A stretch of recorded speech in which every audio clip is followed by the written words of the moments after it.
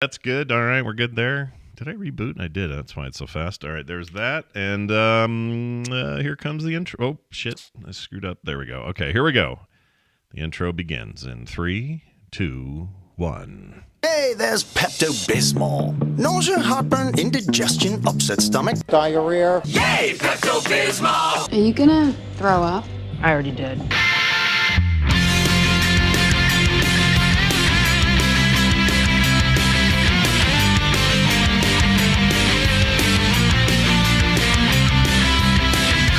This is the morning stream. No butt touching.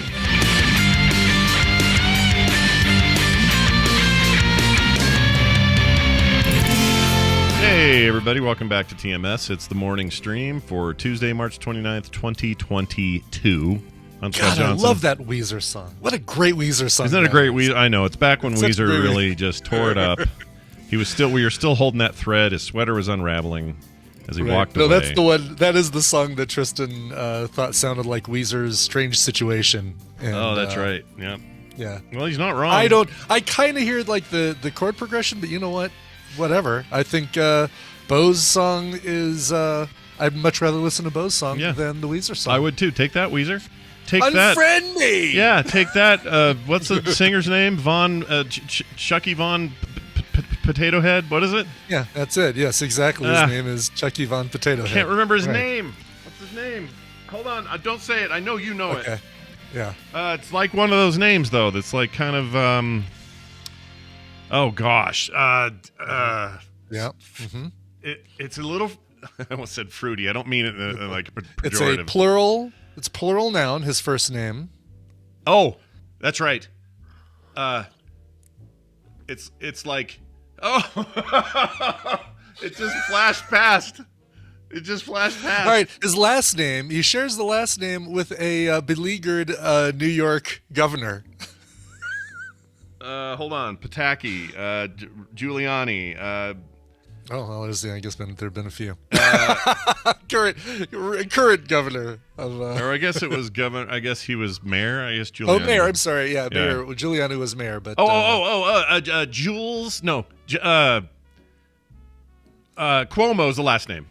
That's correct. First name is not Jules. It's like something with an S. It is with an S. Yes. Good. I can't do it. It is with an S. This is Rivers an S. Cuomo. Oh, it's Rivers. Frick. Rivers. Yeah. Oh my gosh, that hurt getting that out. That actually caused me pain. And you still never got it out. I didn't. That's what I mean. It's like they had to do C-section in the end. I pushed and pushed, and no head would pop, and I finally had to just pull the baby out. Why are you guys all shouting Barry? Barry! Yeah, why are they yelling Barry? What's their Barry deal? I don't know. Oh, that reminds me. In my bag is something. What do you got? That I forgot. So Brian's got something in his bag, y'all. This is my bag. This is the bag I take, my road bag, my going on trips bag. It's one I got for having a very good performance in The Longest Day, which is the Alzheimer's research. Oh, yeah. That's cool. You don't call it your stink bag like Bill does, right? No, because I don't put anything in there that will stink. Oh, that's good. That's good. Now, an old can of sardines, open can of sardines, I can hide. There's a lot of places, Benjamin, that I could hide weed in there if I wanted to. Oh, hell There's even yeah.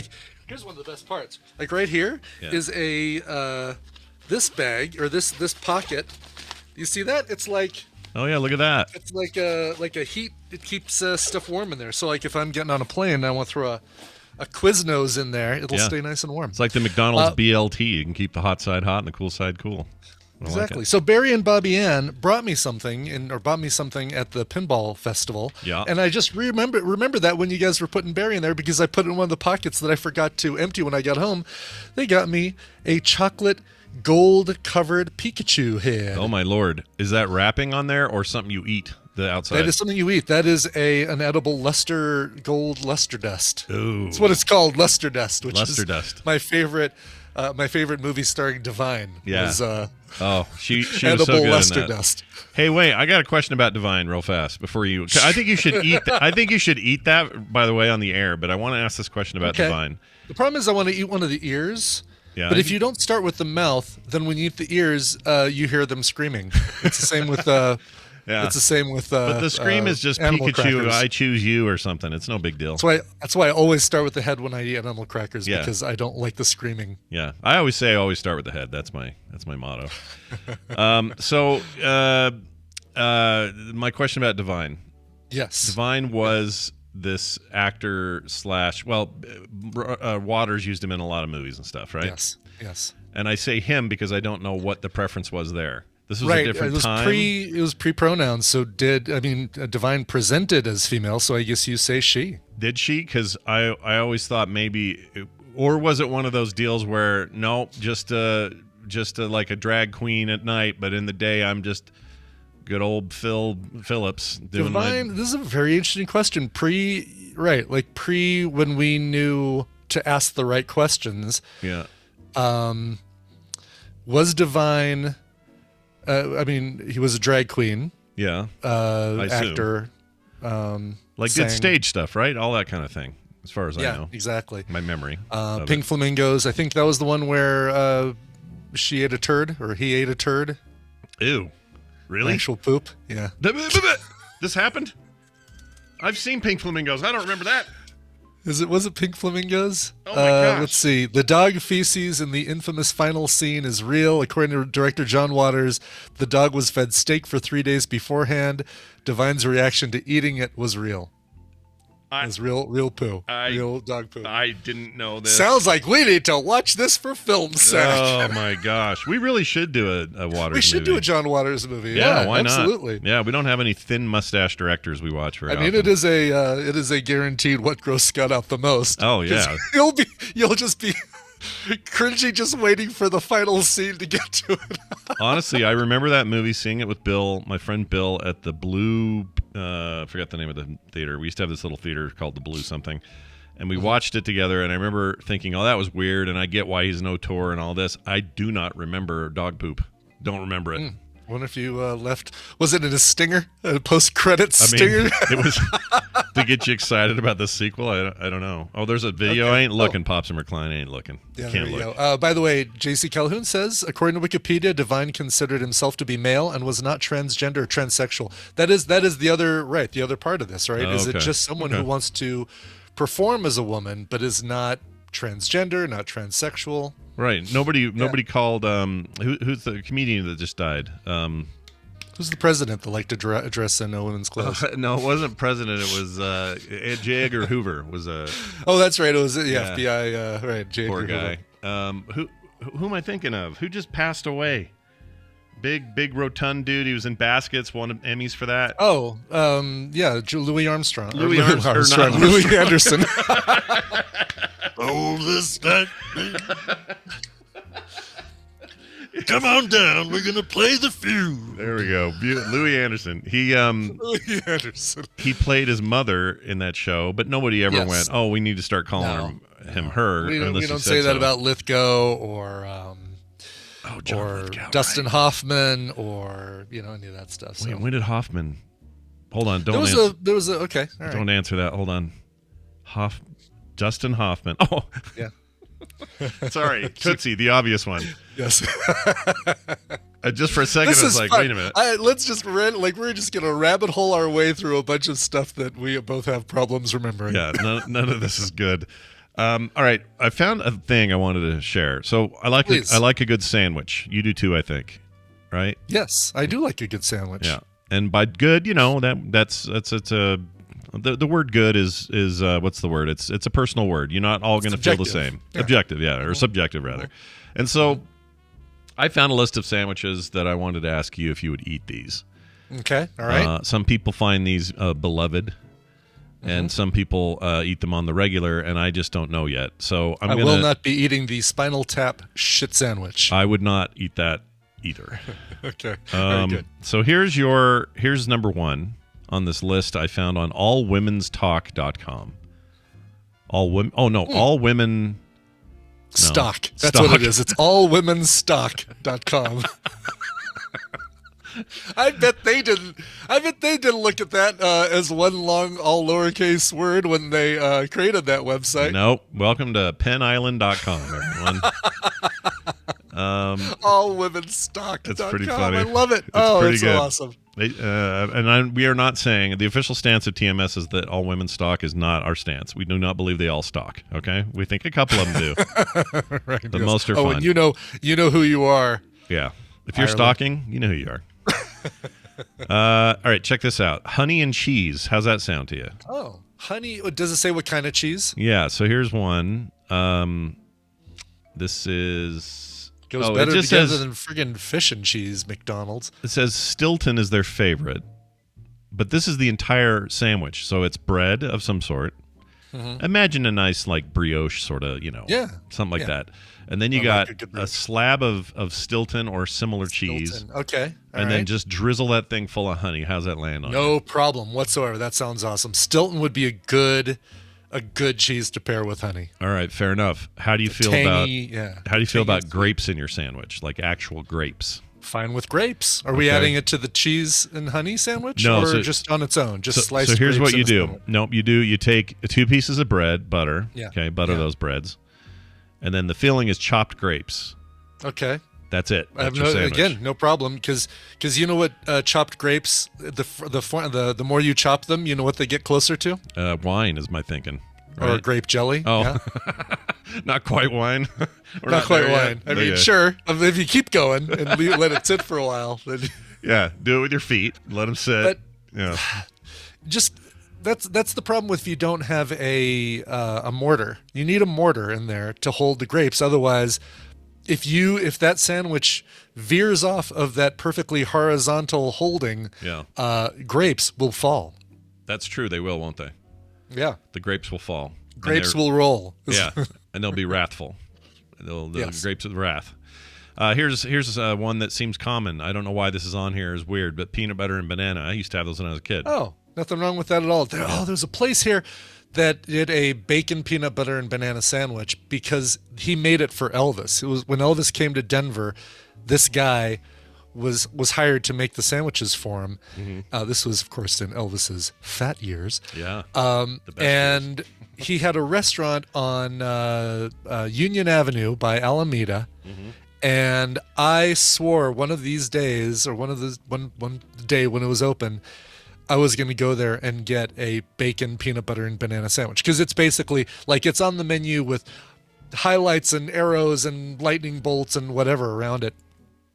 Tina and I only ever went there for breakfast, but the place was decked out with photos of Elvis and press clippings from his time in Denver and all that stuff. But they're gone now. And You can't still go. Or? they just closed like 2 weeks ago or something. Mid March, I think they closed. Should have gone and asked for a fish I sandwich. should have gone. Yeah. I'm so bummed I missed out on that, and I didn't think about that till Too now. early to get a peanut butter and banana sandwich. You said?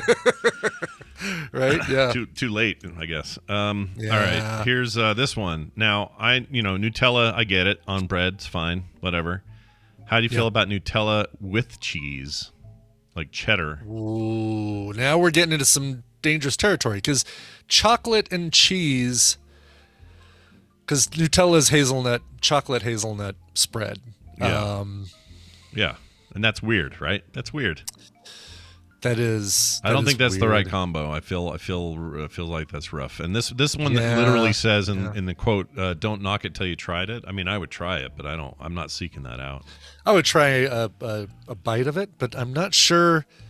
Yeah, I'd try one bite, Yeah. and if I was blown away, well, maybe I'd stay for the full deal. But Yeah. I'm not By the way. convinced.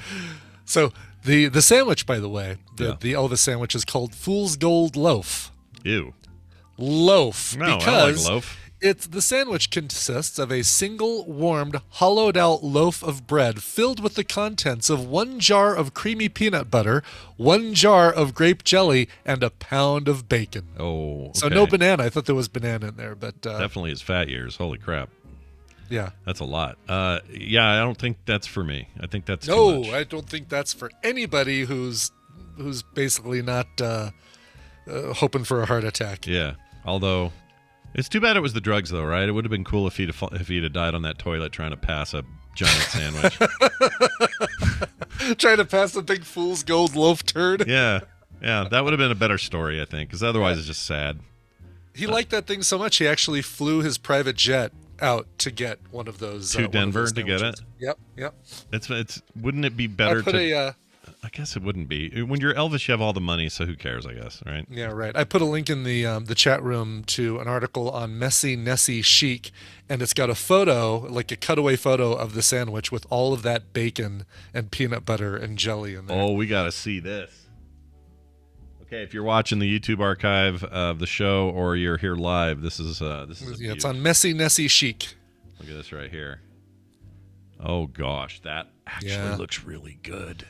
It does. I would do basically if you take that, cut 1 inch of it, I would feel like that is maybe 2 inches. I'd feel like, all right, that's a good sandwich. I could do.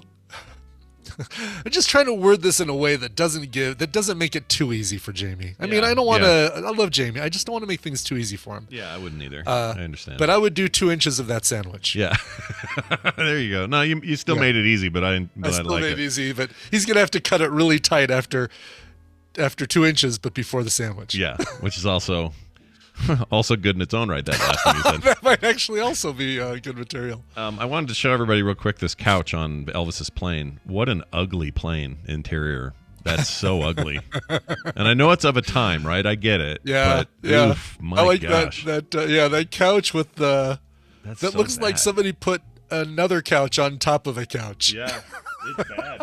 It's just really ugly. In that bedroom, ugh, I don't want to be Yeah. on that plane.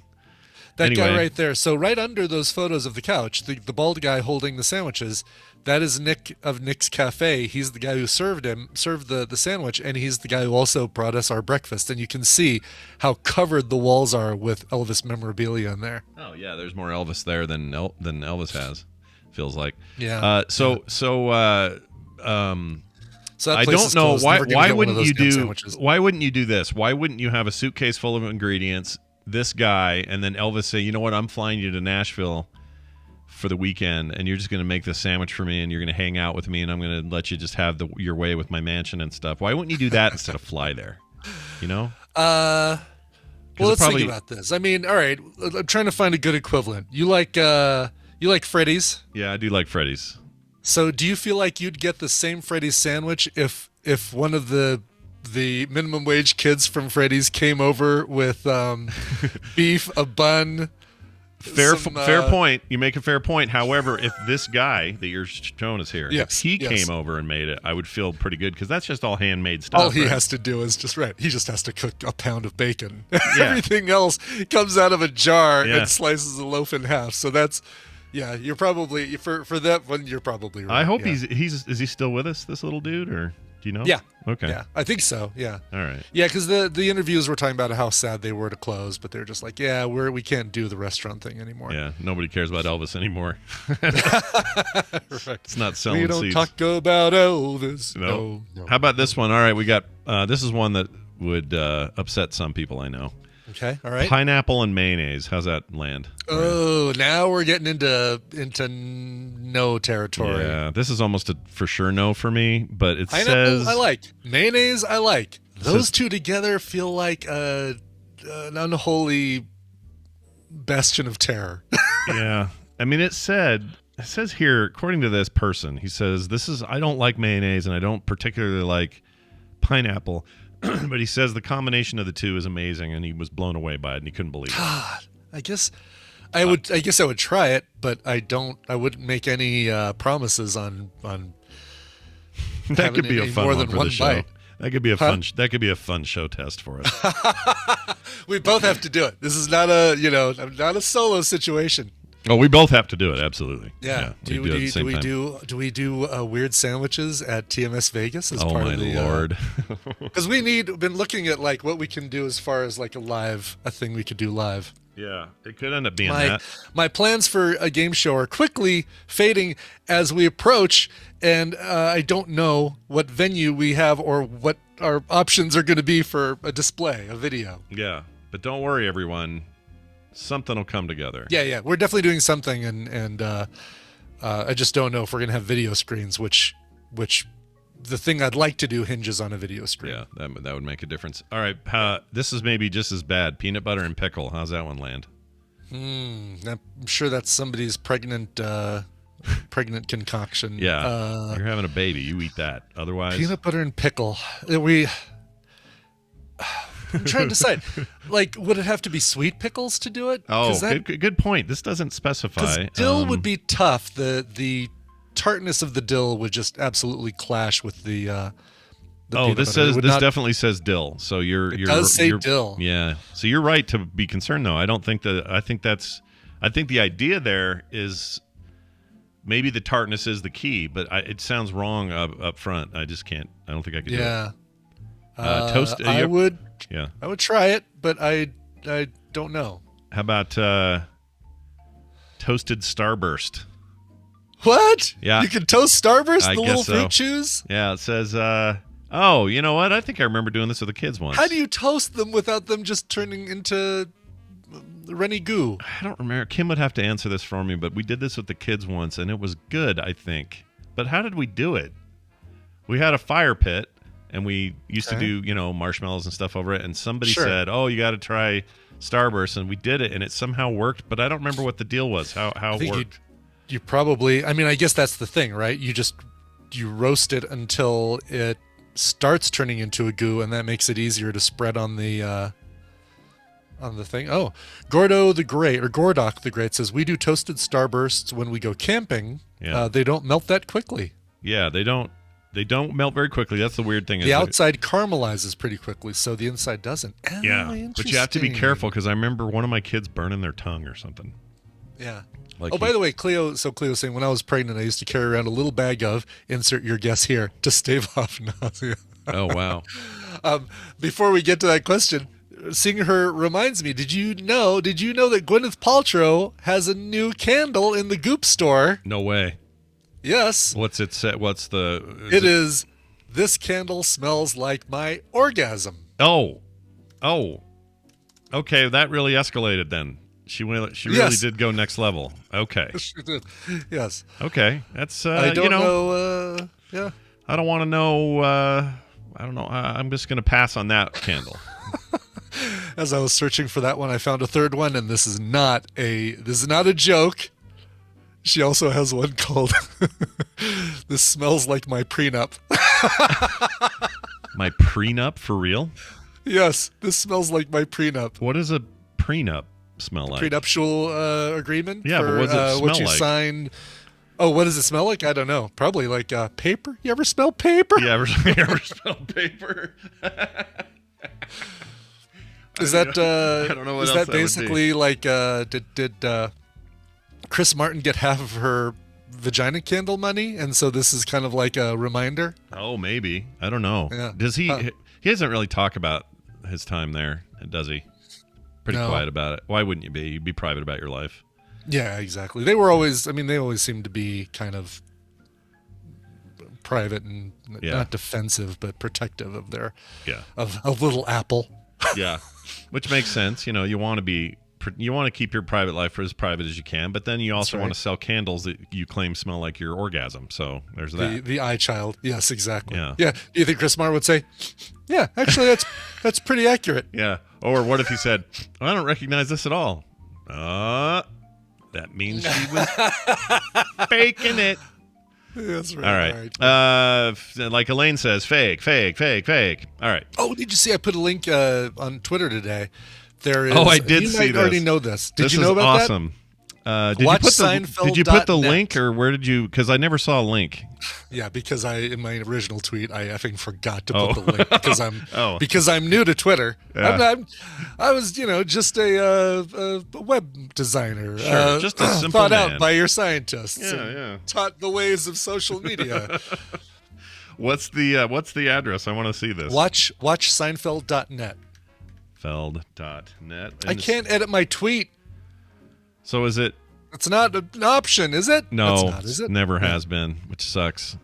Okay, so why does this exist? This seems illegal, doesn't it? Right. How? Yeah. How is it that they're able? Is it because you can't choose? It's just a live stream or something? Seinfeld. Oh, gotcha. Thank you, Wayne's PDX. I get the joke. I get it. Oh, well, we're a It little was slow. more. It touched a nerve because I want to be able to edit my tweets. That's For all. some reason, the .net's not working for me, but the .cc works for me. Oh, weird.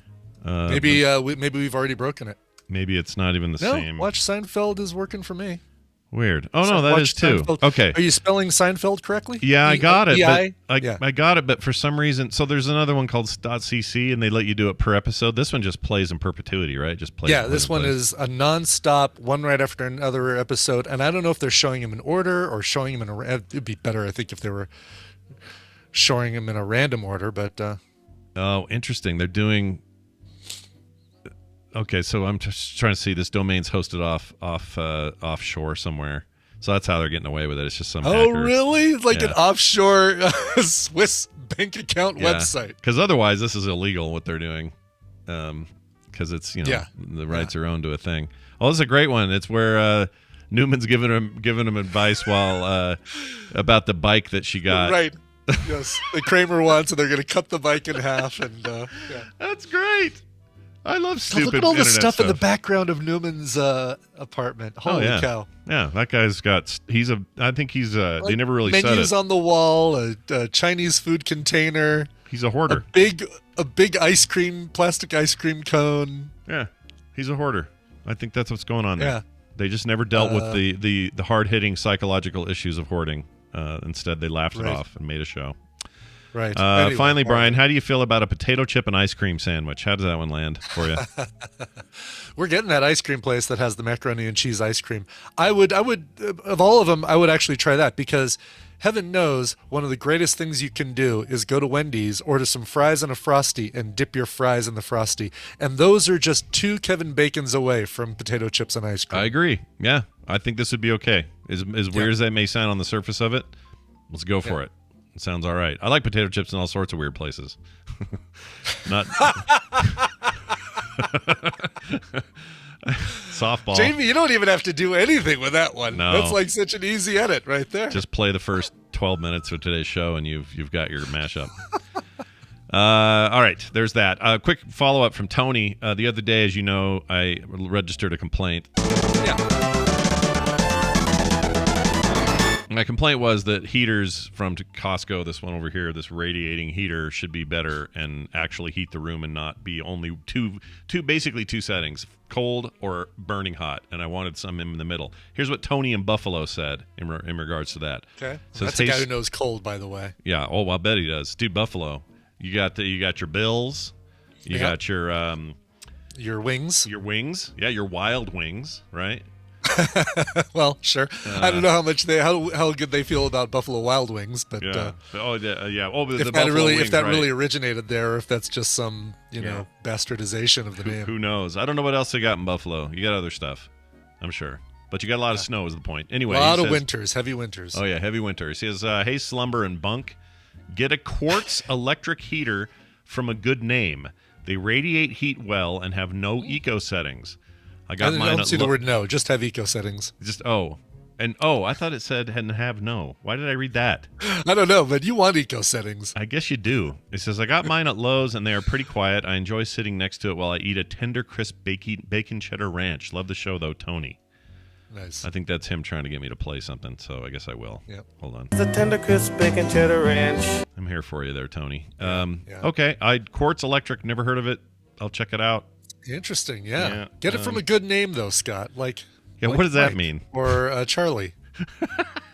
I don't know how to I don't know take either. good names. I think get one that's like DeLonghi or some reputable heater name. I think Quartz is not the brand. It's a It's a style type. of heater. Yeah, it's a so type just of get heater. one that's made by a legit brand and don't get the Anchor Quartz electric heat.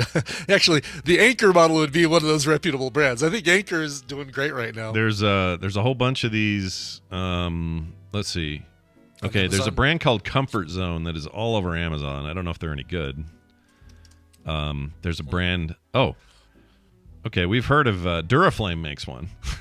Yeah, but they make things that set on fire. That's what I thought. But they've got Yeah. an actual thing. Gigantics. I don't know any of these brands, so good name. Black & Decker makes one. Okay, that'd be cool. The Um, best seller on here is a $30 one, but there's no brand. It just says generically portable electric space heater with thermostat, and that's all it says. interesting. Thermostat. Thermostat. Oh, yeah. Wow. I saw Bosch, and I'm like, oh, how much is that one? $873. But it's not a quartz heater. It is a Thermo Technology 40-gallon standard electric storage water heater. Oh, that would not work for what I need. Yeah, at all. they just took my results and said, let's throw the word water in there. Yeah. Well, you know what? I'll do some looking. If anyone knows a good brand, I mean, here's Costway, Heat Storm. I don't know these people. Heat Storm. I feel like an Overwatch character just popped his ultimate. I don't know what that even is. Right. I was thinking that first guy you battle in Ice Crown Citadel. Bone Storm. Yeah, what was his name? Bone Rattler? Rattlebone? Bone Rattler. Yeah, well, The old boner, the boss. Boner the boss. that's right. I have no idea. Rivers Cuomo is his name. All right, we're gonna do some news and catch you guys up on the happenings around the world. Marigar, thank you, Lord Marigar. Oh, Marigar, that's it. Yeah, That was a fun encounter. That was a fun raid. That whole raid was great. Yeah, I still say I don't know. The game kind of peaked there. It was some of the best stuff they ever did. Mm-hmm. Now this.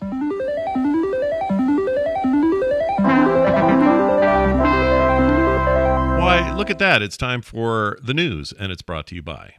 It's a debate for the ages when a 40-something contrarian film critic and a 26-year-old Disney-loving former theater major recommend their favorite movies to each other.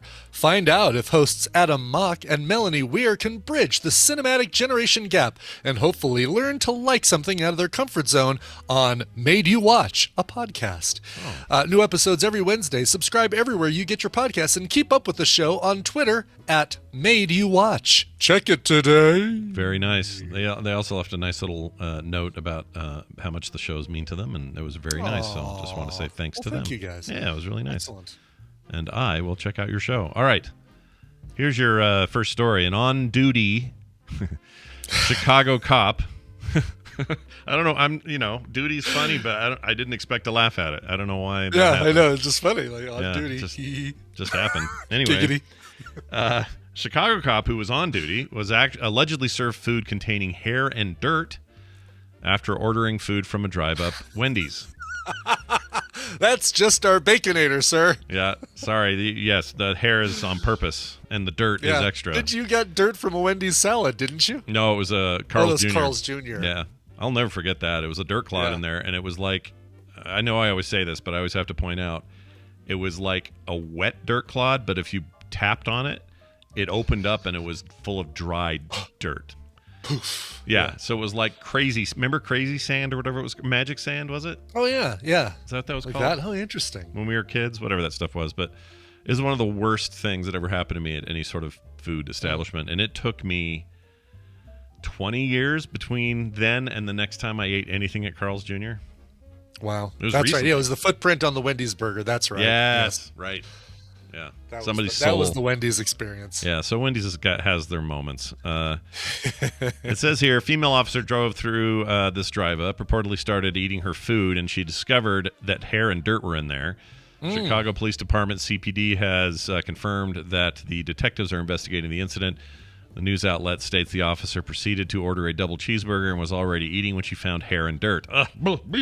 Ooh, just dirt. Just the sound of dirt in your teeth, man. Yeah. That's the worst.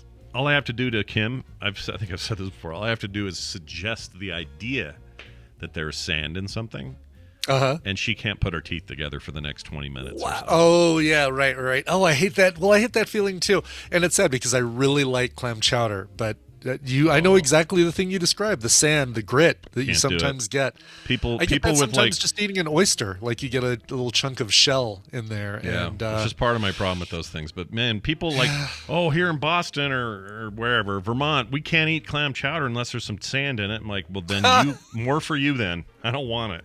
Yeah, wow. It's no I don't know those things have a quota they must contain sand. Yeah, they can't. The one I had, supposedly it was a very authentic bowl I had in San Francisco once. Yeah, was full of sand, and I said to the lady, "This seems wrong. Is this normal?" She's like, "Oh, that's what everyone demands. This is how it's it's authentic." I'm like, yeah, maybe. What else is on your menu? That must be something she tells obvious tourists. Oh yeah, everybody demands it. This is authentic. Yeah, I kind of never got over that statement because I was just Yeah, like, really? This can't that is be. such bullshit. That That is can't be such true. like, Can it be true? It's not true. Is it? pardon my French, but that seems like total BS. Yeah. Chat room, unless someone can confirm, I think that lady was having her way with me a little bit. If you know what I'm saying. If you know what Again, I mean. I think that might not be the phrase you meant. Oh, that may not be the way to say it. She's Gotcha. having a laugh. Gotcha. Let's see here. They talked to the manager of the place. The manager gave the sergeant attitude, says the report. Would not take her complaint seriously, and all they would do is offer her a refund. The report. Wow. Well, I don't know what else do they expect her to do though. Like beyond a refund, what would you expect from that? Just an apology? I guess an apology and a here's a coupon for a free. We're giving you this one, and we'll remake your burger. We apologize, and here's a coupon for another free entree sometime you come back. Yeah, there's a 3-win kind of way to do this. Yeah, They exactly. didn't do it. They did not do it. They did report- not follow the rules. The report notes that the officer became ill as a result of the incident, began to throw up several times. She declined medical attention at the scene, though, because she's a tough mother effer. Yeah, I have issue with hair. If I find hair in food, Yeah. even if it's Tina's, even if it's, believe it or not, I do have hair, eyebrows and stuff like that. Yeah. Even my own, I think I have issue with. I have a problem with any hair in food. I know. Rublack says, "Wow, Brian has an issue with hair." I mean, I think a lot of people do. That's pretty common, but I always wonder, like, if it's such a strange thing for humans to be totally cool with, like, let's say you're with your girlfriend and you're running your fingers through her hair. You love her hair, beautiful, long, illustrious hair. It's so nice. You love it. The minute one of those strands falls off and lands in your soup, you're like, this is the worst thing that's ever happened to me. I can't eat this. Yeah. It totally is. Exactly. I'm sorry. We cannot see each other anymore. That's so weird. I loved your hair to run my fingers through it. Now that it's been in my mouth, now I'm done. Bye-bye. Yeah. The same hair you were just nuzzling before going, oh, your hair smells so great. Exactly. Having it all up in your face, like worse than you're going to do with that soup when you take it out. Yet somehow the minute it detaches, we all get grossed out. It's really weird. It's weird human behavior. Exactly. But I get it. I'm with you. I don't want anybody's hair in there. I assume the worst. Like if it's a hair, I don't even think it's the server. I go, well, what cooks Straggly Armpit Hair? God, yeah, because you don't have to assume. You don't want to. Oh God, yeah. You don't have to assume that it's from their head because they probably have a net. Yeah. Is the Terry in the chat says another Seinfeld reference? What, the hair thing? I don't remember that. Is that a thing? Like when it leaves your body, it's suddenly gross. Yeah, I don't know. Okay, well. Yeah. Straggly armpit hair. Let's move on to this story here about Pete Davidson. Who guaranteed has straggly armpit hair. Oh, you know he does. And it's all bad. Somebody, can't remember where I heard it, but somebody was doing an impersonation of Pete Davidson. Says, "Hi, I'm Pete Davidson. My tattoos look like the notebook of a teenage school shooter." Now that's all I can think of. They do. He doesn't even bother with it. He just goes into whoever does them for him and says, "Here, write this sentence and do it." Right? Yes. Exactly. In this crappy writing, like I don't understand that guy. Actually, I think he's funny, but I do not understand his. What is the allure? Right? I don't know. How does he go from Kate Beckinsale to Ariana Grande to Kim Kardashian? I really don't get it. Girls like funny guys, I guess, but. Yeah. What was there? Another Seinfeld reference is he's the Kavorka? Wasn't that the thing when the Kramer? You're the Kavorka. Yeah, the Kavorka. When the lady's trying to leave the Orthodox Lithuanian whatever. Yes, exactly. I remember, what brings you to this? What brings you to the fate? That guy says. Yeah. Well, anyway, he's no longer going to space. This was a bit of news a couple weeks ago that we actually failed to report here, but he was going to fly in the Bezos rocket. Right, For some reason, Pete Davidson was going to space. That's no longer happening because the launch got postponed and it changed things. He's not going on Blue Origin's next space flight after the company pushed back the launch by 6 days. The launch of the Bezos-owned company rocket, originally set for March 23rd, is now for the 29th. That's today. Blue Origin's 20th flight of New Shepard has shifted, blah, blah, blah. Let's see. 5 paying customers are set to go on the flight. This includes Marty Allen, an investor and former CEO of the Party Supply Store. Oh, my Lord. Wait a minute. The Yeah. guy who owns the CEO of a Party Supply Store is... Yep. Pretty weird, okay, right? all right. That's a All weird right. one. Jim Kitchen, an entrepreneur and business professor. George Neild, a former associate administrator of the Federal Aviation Administration Office of Commercial Space Transportation. Mark Hagel, an Orlando real estate developer, and his wife. Sharon Hagel. And the rest. She founded a space-focused nonprofit. Anyway, let's see. This doesn't really get into what happened with... I think it was a scheduling issue, Must right? have been, Like he... Oh, because don't know Pete what- Davidson is somehow so busy that he Right. can't go What- to space now? Give me a break. That's the question. What do you have scheduled that you can't reschedule or miss because you're going into space? No, I don't get it. This whole thing is just a nightmare. We're all living in a nightmare. That's what's going on. Yeah. Anyway, so he's not going to space. You're not going to get his hot take after his space travel. You'll just probably hear some take about him in a car with Kardashian doing something. That's what you'll hear about. Further angering Yee. Yeah. Do you think he there's a new Kardashian show coming to Hulu, I guess? Okay. Like a brand new one. Yeah. And I have zero interest in it, but Yeah. There's another one I won't watch. yeah. But do you think he's going to be all up in that? Probably, right? Oh, probably. Yeah, I would assume so. I mean, if it depends on how much it focuses on Kim and not Chloe and Because she's Courtney. definitely in it. And her mom's in it, I know, because she was announcing it on Twitter. Whatever. I don't understand the allure of any of that stuff. I don't Also, either. she's in trouble right now. Kim Kardashian's in trouble the other day for telling women to work harder or something if they want to succeed in life. And I'm like, dude, Well, there was a you're famous for doing it with a right. with a You're dude. the only reason we know about you is because of a sex tape you made with Ray J. Yeah, with Ray J. How's that going for you? I mean, I understand. Look, whatever. Once you're there, and maybe they're savvy with media, and I don't want to discount any actual business acumen that may exist in the Kardashian family, but Yeah. sometimes you're just getting lucky, and sometimes you're more plastic than human, and sometimes that's all just working for you in the moment. Did she tell women to work harder or work it harder? I think Maybe she that's said the- work maybe harder, that's- and then she apologized. Oh, it's one of those apologies where she says, "I'm sorry if anyone received it in a different way." than I meant it." The good old I'm sorry if. Yeah, the sorry ifs. Those always work real well in the long run. Nice job. Yes. That's going to do it for the news for now. We have Okay. some more tomorrow. We have a Denver story for tomorrow, so that'll be fun. We'll get to all that later, but today we got to make room for our guests coming up. We got Bill coming up. We got Bobby coming up. A little science, a little making stuff. Before all of that, a song break that Brian Ibbett made or has. Yeah. I wish I could say I made it. We're going to be listening to a band called The Lazy Eyes. Pulling the information up because, I can't read time and know to expect that we're getting to the point of the show where I'm going to need to talk about a song. Yeah. All right. These guys are like psych pop, super cool psych pop, psych rock, which is, psychedelic rock, but they shorten it for the kids these days. These guys are from Australia. They're called The Lazy Eyes. Their brand new album comes out April 22nd. It's called Songbook, and this is the first single from it. This is called Starting Over. All right, we're going to play it now. And when we come back, Bill and Bobby, stay tuned. I don't like this marriage anymore. I've been living life with my husband on the edge of a knife. Ate it? Oh, that's quiet. Hold on.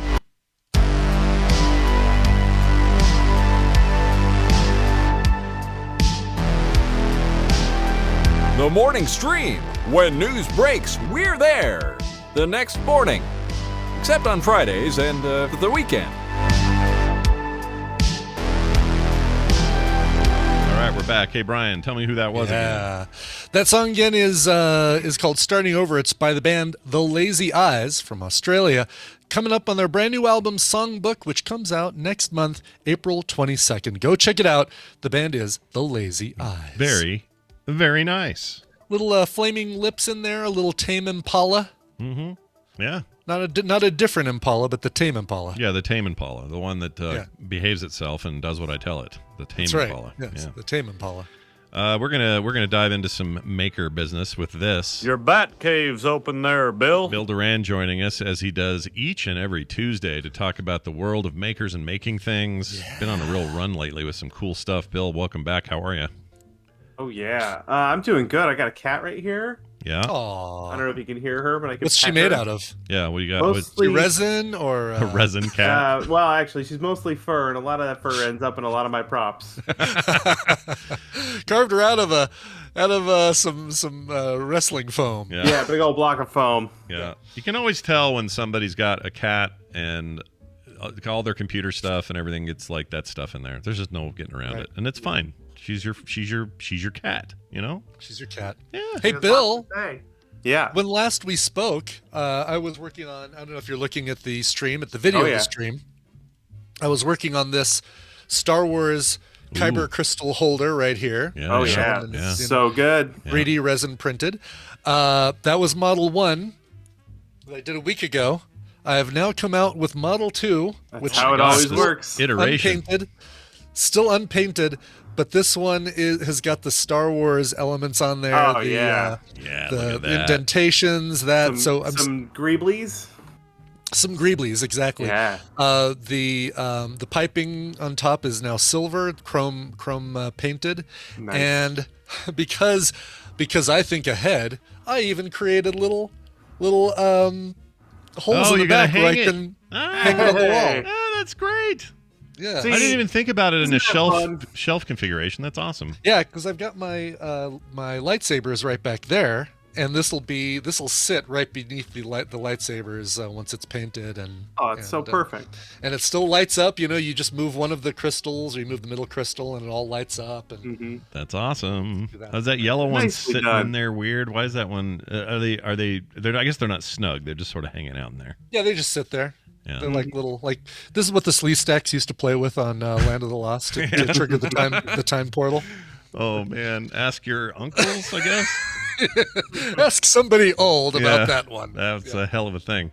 Well, all right, that's a good update. I like that. It's looking really good. Yeah, I love that the iteration that 3D printing allows is one of my favorite things. Yeah, that's awesome. Sure. Well, Bill, I like the term greeblies because I know exactly what you're doing. Yeah, adding little greeblies to make it look authentic. Greeblies sounds like a race in Star Wars, let alone a what do you call them thing on there. Hey, Bill, you brought stuff. What are you working on? What are you doing? Sure did. Yeah, I wanted to talk about YouTube. Something that happens a lot on YouTube and something I've experienced. Every once in a while, you may notice that your favorite YouTuber makes a change. They change the way they make their videos. Maybe podcasts. Probably happens to podcasters too, right? Sure does, yep. And every once in a while, now I've been making YouTube videos for over a decade now. And every once in a while, someone leaves a comment to point that out to me that, they're disappointed because I don't make videos the same way I make them, a decade ago. Or really whenever it is that they jumped on the train, right? Right. And it's true. If you go back and watch one of my videos from 2012, they're quite different. Yeah. They evolve and iterate, turns out. Right. They're less frequent now. They're longer. I use more expensive tools. I use more advanced techniques. And I'm a lot better at talking to the camera. I also have a lot less gray hair in my head and beard. Yeah, Something's changed, right? That stuff really took on a life of its own during COVID. I noticed your gray went from just starting to nice full gray thing going on. For sure. Same with mine. Oh yeah. I just wish the gray on either side of my beard would come in evenly so that it looked intentional. Yeah. Well, you could be like me where you still get the brown on the sides. But underneath here, it's like white, and then over here, it's a weird. What is that about? Why is it so much to ask that we could all just have at least one genetic thing that isn't all over the damn map? How about that? Right. Hey, maybe something that looks better as we grow older. I don't know. Right? That would be nice. Exactly. So yeah, like I said, I've been making these videos for 10 years, and it's changed a lot. And I'm here to tell you, everyone, even though it's a bummer when your favorite YouTuber no longer makes videos for you, let's say, that change is inevitable, it's necessary, and it is good. It is good. I realize that if I make a change to my videos, like intentionally change the way I make my videos, I will probably lose viewers. And sometimes people like to point this out. And I'd like to tell them that I already know and worry about that. Sure. It's already a thing already you're on my aware of. mind. Yeah. I mean, trust me, as somebody who's had, I don't know, almost 20 years of this, and you make a change to a format that somebody's used to, they lose their minds. Like, even if I change up, when I change this music in the show, we have this mid-break thing where I moved to this recently. Right? So it's this, like, cool transitional music. And it was just to change things up, no big deal.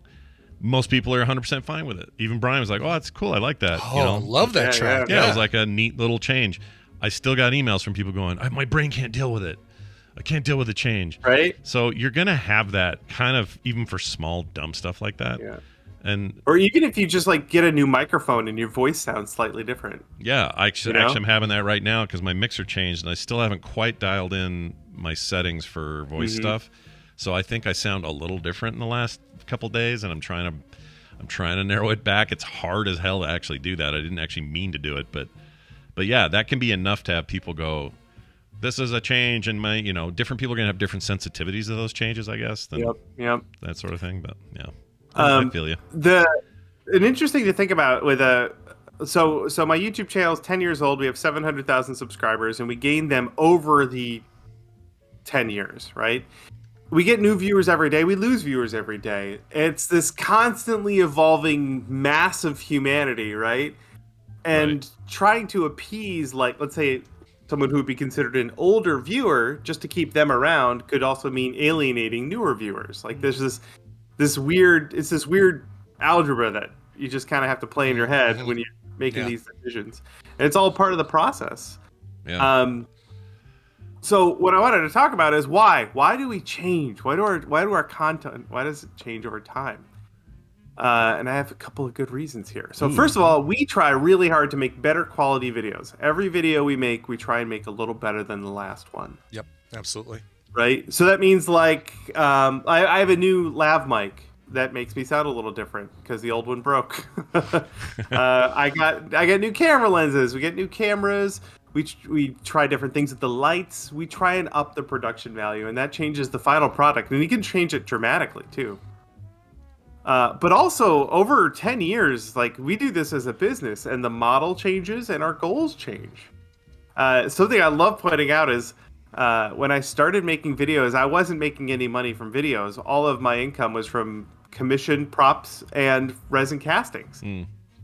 Now I don't do any of that at all, and all of my income comes from videos and books. Yeah. And that changed over let's say the first 5 years of making my videos. Yeah. In the first video I made, I point out, look, everyone, I'm not making tutorials, okay? These videos are just for fun. And now it's all I do, right? Yes, right. Yeah. And most people would be like, yeah, awesome. I love that you make the tutorials. But if I stop making tutorials now, there will be a riot, right? Yeah. Unless I do it very slowly over a long period. Right, that's the thing. Really gradual. Yeah. The more gradually you do it, the less they notice. But it's these abrupt changes that can really throw people into a tizzy. Yeah. I don't even know how you do that. Do you just slowly start shortening the tutorials until finally they're gone? Oh, you know what, Bill? I wonder if this is true for you. So this has always been true for me in the show. If I announce a change, it's way worse. Yes. Right. If I just do the change and just have it happen organically, most people don't notice. Bring any attention to it, 90% of the time, nobody even notices. Or if they do, they're just like, oh, well, this is just different, and they move on. But when you make a point of it, now it's a talking point, and they have to have a reaction. And we're going to be changing that middle of the show theme song that we play when we come out of the indie in the middle. It's like, oh, no! Yeah, people would have freaked out. But we didn't. Yeah. Some other good reasons why we changed. So my skills and my wants as a maker have changed. The things I want to do, the type of projects I want to tackle have changed. I've learned a lot of new skills over the last 10 years. I've also acquired a lot of new tools. A lot of very fun new tools. 3D printers, laser cutters, vinyl cutters. I have a rad CNC machine now. And I have an intense desire to use all of these neat tools. 10 years ago, I had like a sander and a scroll saw and some knives, and Yeah. that's it. So my videos reflected that. And over time, as I acquired more tools and skills, they've got looped up in the videos. But that means it's a huge shift in how I made those videos. What were the knives for? What'd you use those for back in the day? I mean, I still use knives every day for all sorts of things. But back then, that was all I had. Just like an X-Acto knife, right? Gotcha. Okay. Cutting plastic or whatever. So if you were making one of these, let's see, where's that gun? Oh, I put it somewhere close so I could have it here. Anyway, your Jim Raynor gun you gave me, probably part of that was like you scraping around with knives and X-Actos and junk like that, right? I think I used rocks and sticks for that one, Scott. I don't. It was early. It was the early days. Yeah. That thing is crude tools made from the bone of a yak. Yes. I love this thing, and I'll never let it go because to me it represents this like a moment in your career where things were about to pop. You know, I love that. It's awesome. And I don't even have one of those. Yeah. You don't even have one to look at. Look, it's in my will. I'll say this goes back to Bill if I die. Excellent. All right? Fantastic. Yeah, and then you'll hide it somewhere because you don't actually want to look at it because you'll be annoyed at how old it is. Yeah, I know that feeling. A couple more things here. One of the things that leads to a lot of change is that keeping things fresh makes this fun for me. While someone might get to watch a 45-minute video from me every couple of weeks or every month or so, I spend all day, every day making these things. And if I just keep making similar props using similar methods and materials, I would get bored. I would get so bored. So changing and updating things makes it fun for me. And I don't know if everyone that watches my videos knows this, but that's the most important thing. As far as the outcomes of the video is concerned, the most important thing is that it's fun for me to make. Yeah. And that has to stay that way. Otherwise, I will not make videos anymore.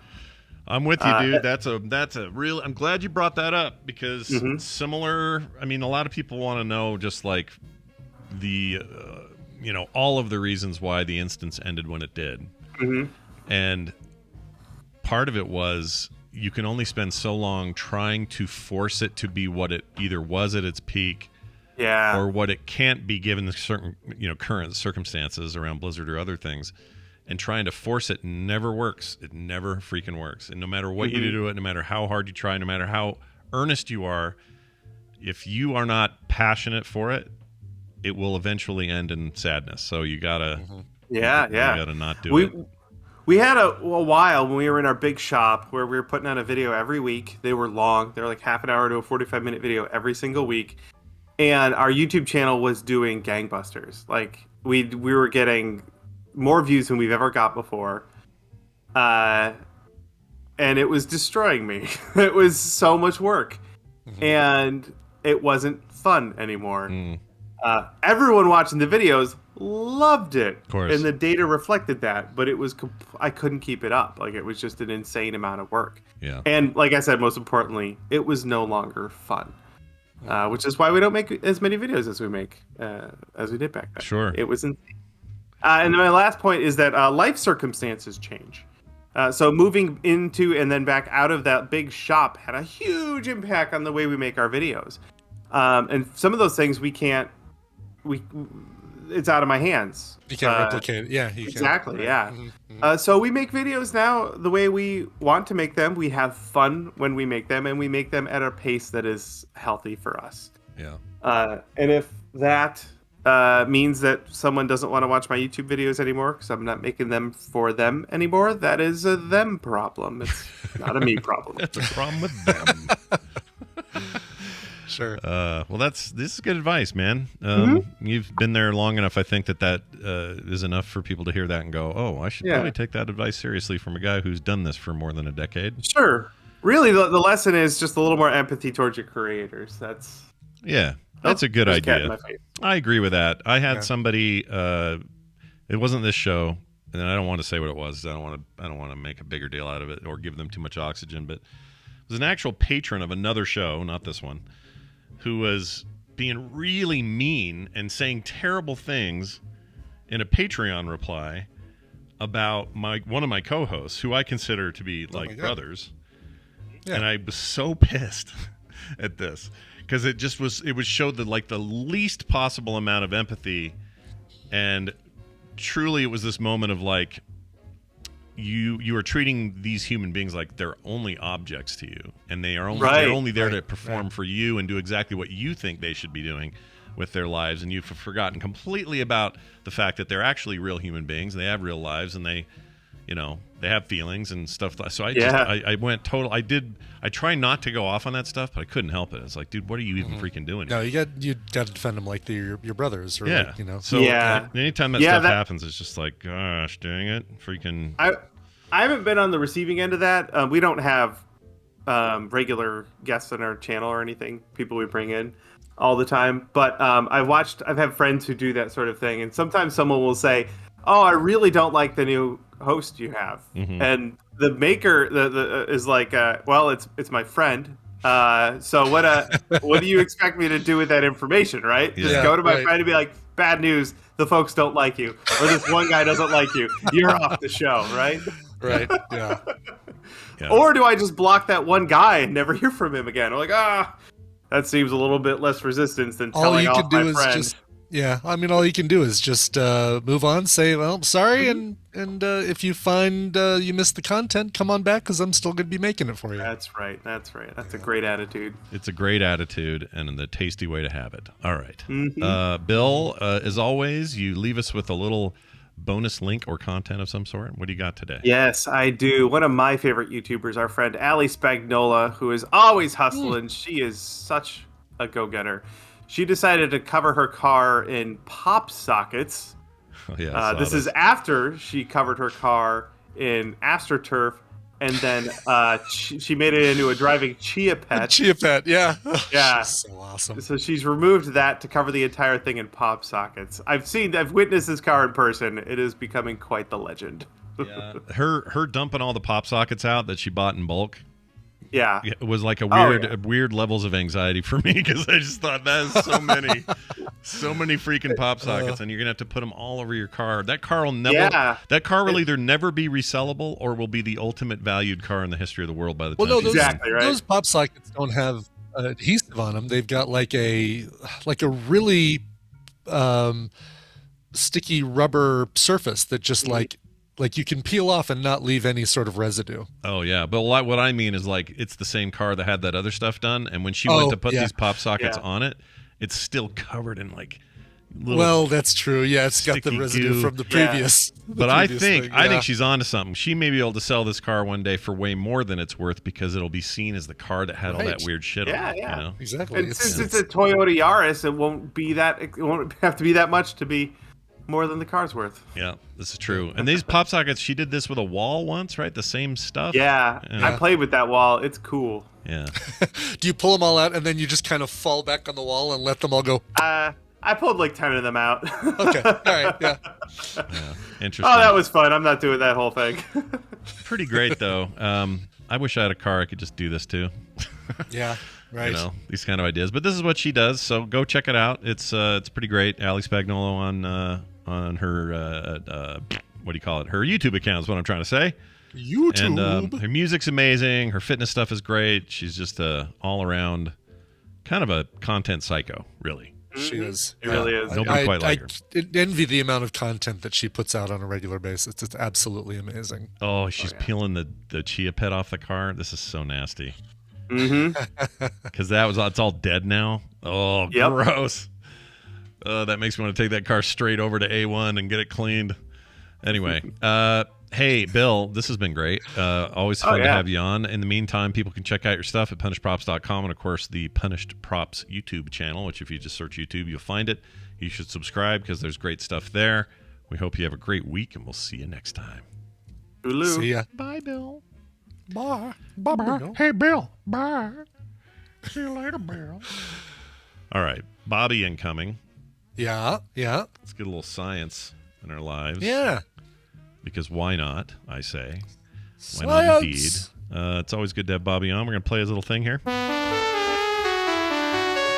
Science. Hey, it's time for some science. Yeah, you heard me. Science with Bobby Frankenberger, who joins us from South Carolina. Right, Bobby? That's where you're at. That's right. Yeah. Columbia, South Carolina, the capital of the state. Yeah, that's where all the moving and shaking happens. That's where it all happens. We make it happen here in Columbia, South Carolina. Have you give me the most famous person that you know of that came out of Columbia, South Carolina? You think of one? That's not a politician. They all suck. Forget those guys. Yeah, right. Sure. Can't think of anybody, eh? That's all right. Nope. It's okay. You don't always have to have someone famous come out of your hometown. It's totally fine. We have a gym named after Strom Thurmond, the famous racist senator. Oh yeah, he was racist and a senator. You're right. All right, I'll give you some. How about Aziz Ansari from Parks and Recreation? Oh, yeah. How about Anna Camp, who always plays the blonde woman that you hate in movies? Yeah. Sure.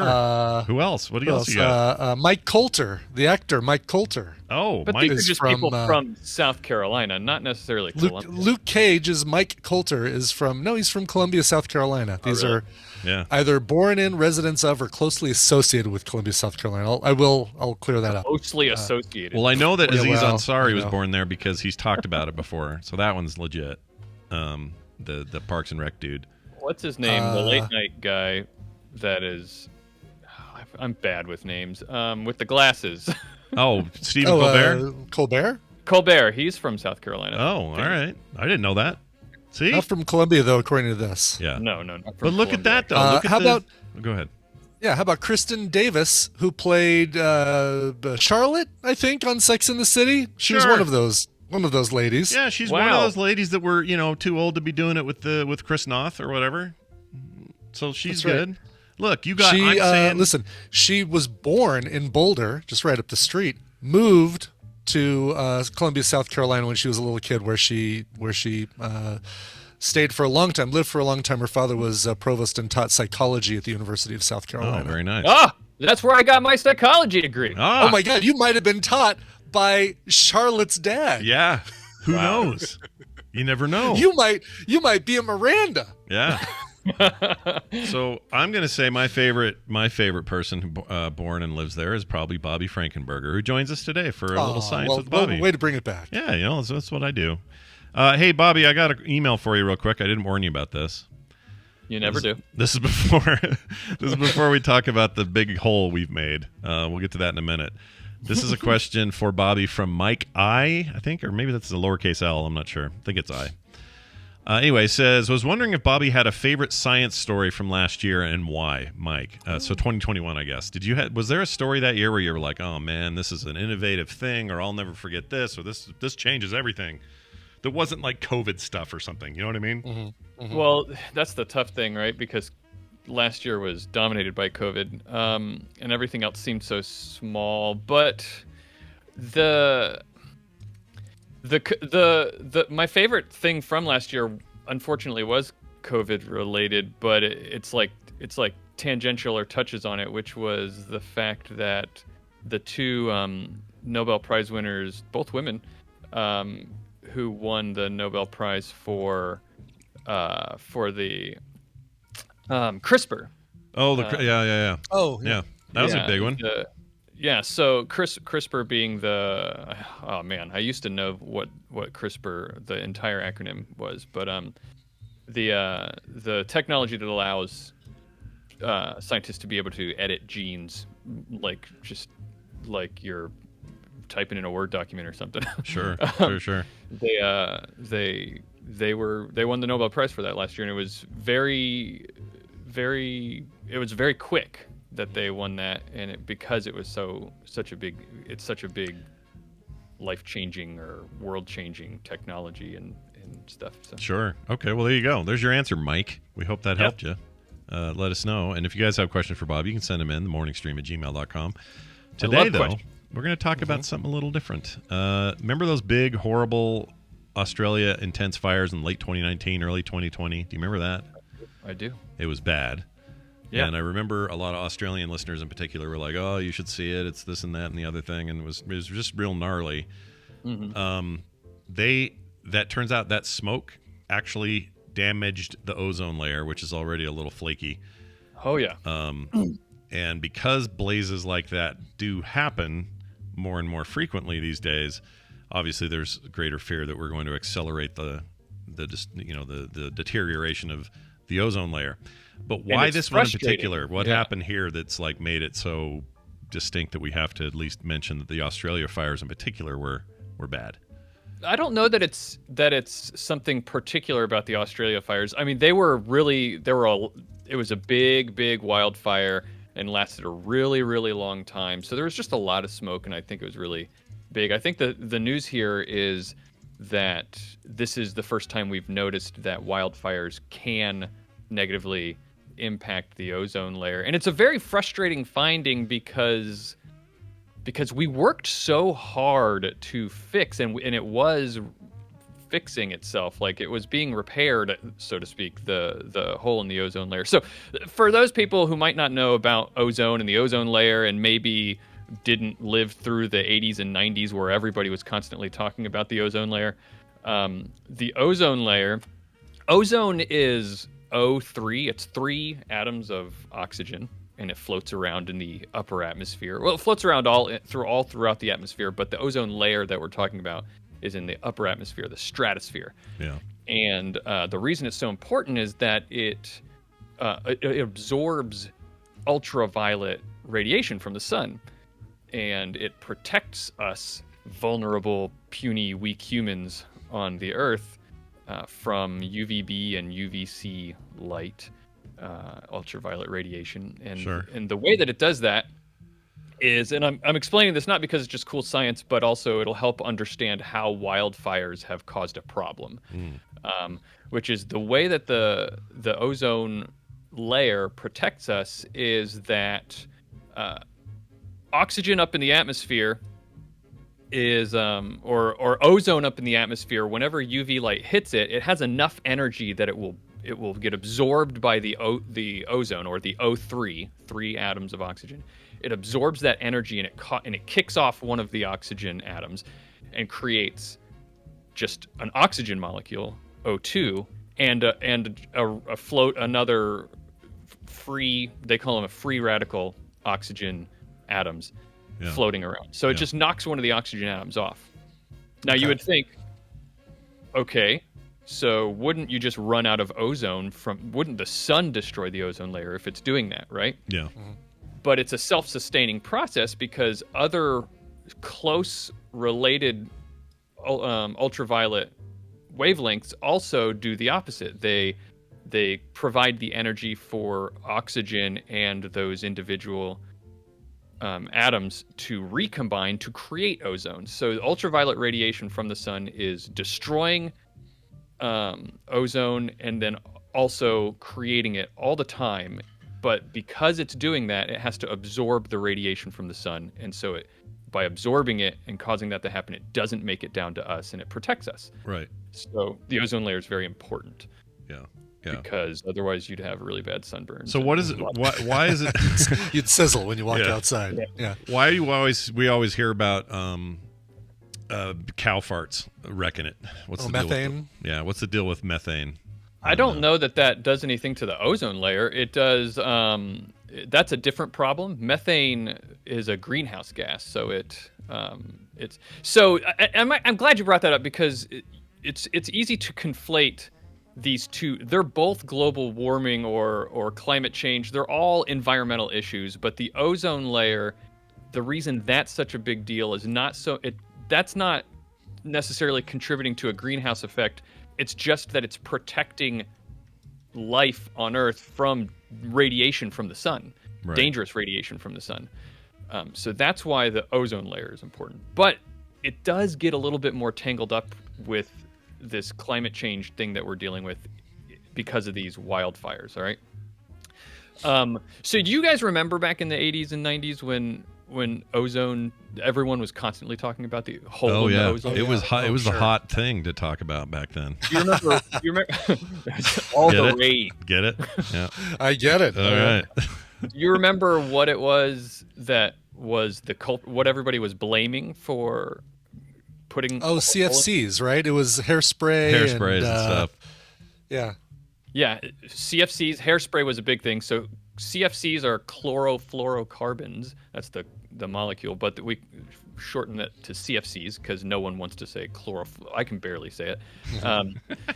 And so, hairspray like aerosol cans use CFCs as a propellant. Also, it's in refrigerants for your refrigerator. It was in styrofoam. So this was a huge thing back in the 80s and 90s, and scientists discovered that holy cow, we are rapidly, very rapidly within the next few decades. Back then they said by 2050 we're not going to have an ozone layer anymore. That was their estimates.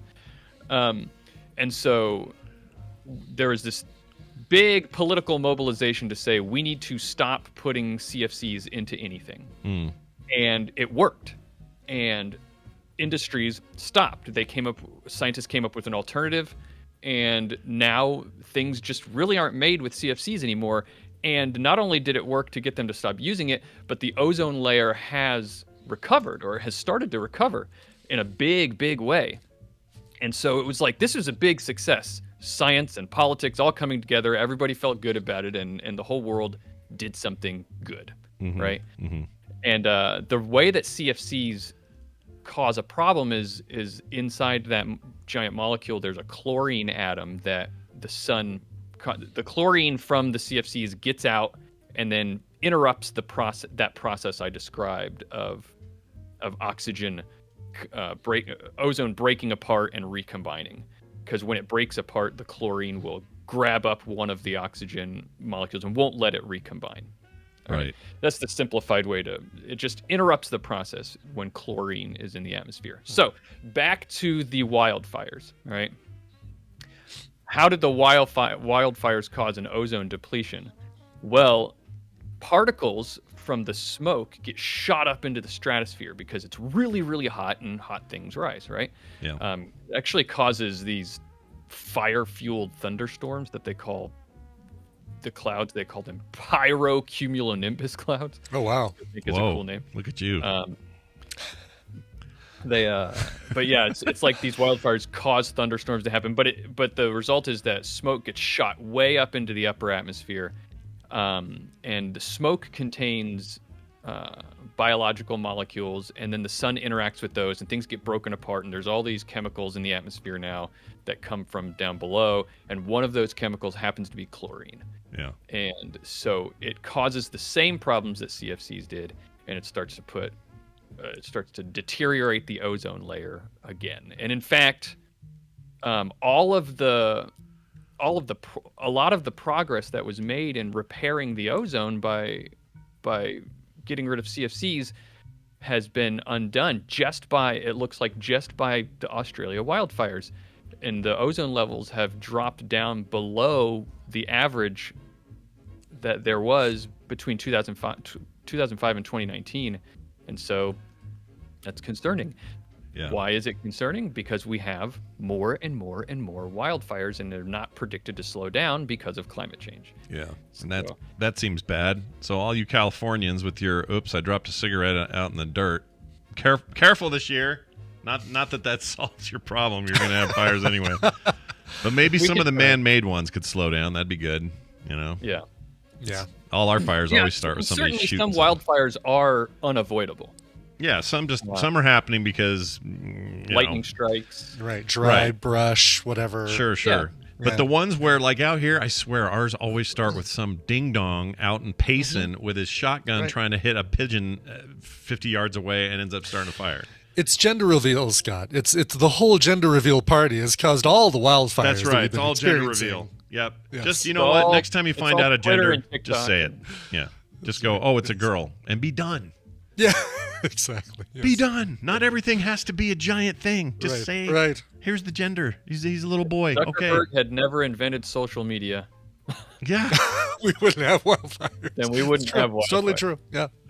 Well, all right. This is all bad news, but we're gonna. Yeah, I know you picked. I was searching for like the positive twist, but I hate to say it.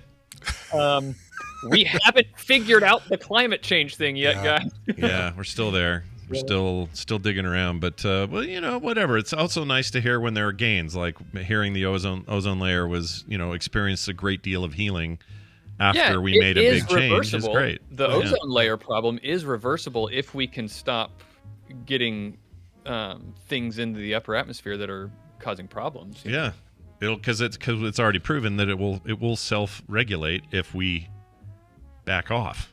We just treat it a little nicer. Yeah, a little nicer. Yeah. Right.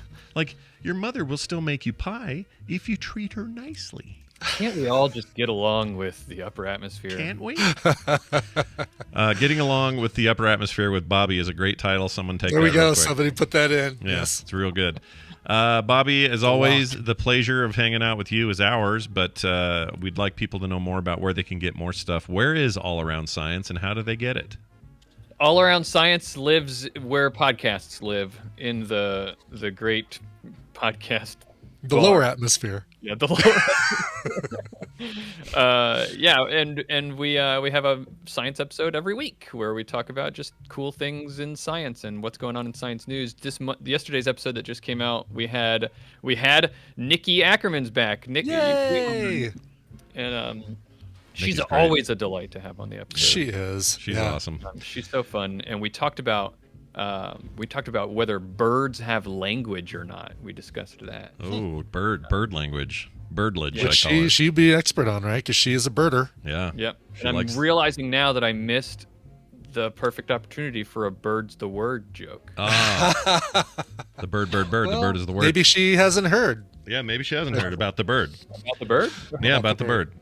Nikki, Zoe says Nikki's coming to Vegas. That's awesome. She is, yes. I hope didn't- she's bringing her big glasses. I hope so. Oh yeah. I hope so. She's great. I feel dumb when I'm She around is her. such a delight, yeah. So I'm excited to feel even dumber while I'm around her. So we'll see how it goes. All right, excellent stuff, Bobby. Always a pleasure to have you here. We wish Thank you you. nothing but wind to your back for the rest of your day. All right. We'll see you next Here, time. here. Bye now.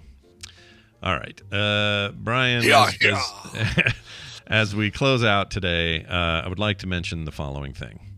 Play Retro today, 3:30 Mountain Time, going deep into the relationship of Capcom and Disney back in the day when they were putting out games for the NES and Super NES, and why one of those games in particular is considered an all-time classic that I never played at the time, but man, do people love this game, and that's DuckTales for the Wow. Nintendo Entertainment System. Now, that may sound dumb and boring and for kids or whatever, but apparently... And you're right, it is. And, But and I played that game this week. It is hard as nails. It's really interesting. freaking hard. And a lot of people say this is the Dark Souls games before Dark Souls games.